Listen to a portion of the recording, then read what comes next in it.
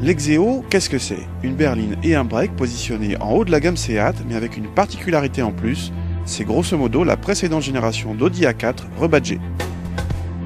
La ressemblance est saisissante de profil où tous les éléments de carrosserie sont identiques, pour la berline comme pour le break, jusqu'à la découpe des feux. Et ce n'est qu'une fois les optiques ou les boucliers avant ou arrière en vue qu'on s'aperçoit qu'il ne s'agit pas d'une Audi. A l'intérieur, la ressemblance passe au stade de copier-coller. La planche de bord est la même, tous les détails y sont.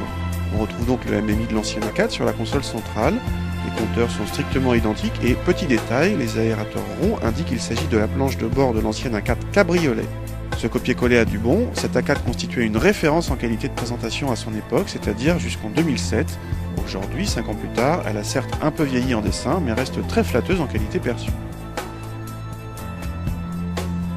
Petit tour à l'arrière où on retrouve une habitabilité moyenne pour la catégorie et surtout un passager central qui devra composer avec un tunnel central très gênant. Quant au coffre, il faisait partie des points faibles de l'ancienne A4 à vente. On le retrouve tel quel sur l'Exeo Break qui se paye le luxe, façon de parler, d'offrir moins de contenance que la berline.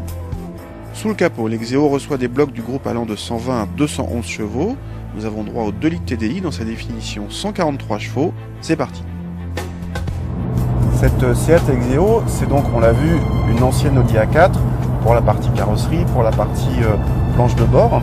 C'est aussi une ancienne Audi A4 pour la partie technique et notamment au niveau du châssis, de la plateforme.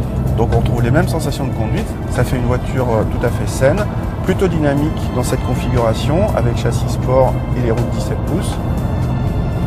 Par contre, au niveau des motorisations, cette Exeo, en fait, elle est plus moderne que cette A4 dont on parle, puisqu'on a droit ici au 2 litres TDI avec rampe commune, alors qu'à l'époque, la 4 n'avait droit qu'à des moteurs avec injecteur pompe.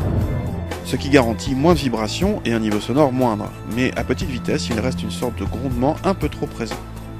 Côté budget, forcément, on est curieux, parce qu'une ex-Audi badgée Seat, ça doit être moins cher qu'une Audi. Mais de combien ? Notre Exeo ST Sport TDI 143 Multitronic coûte en pré-catalogue 31 955 €. Or, l'Audi A4 à vente de 2007 en TDI 140, boîte auto et finition Ambition, valait 35 000 €. Autrement dit, on a gagné 3 000 €. Et toujours pour info, l'Audi A4 à vente actuelle en TDI 143 et boîte Multitronic démarre à pratiquement 37 000 €. On en est à 5 000 € d'écart, mais il faut accepter d'avoir une Seat au lieu d'une Audi, en tout cas pour les logos sur le volant et la calandre.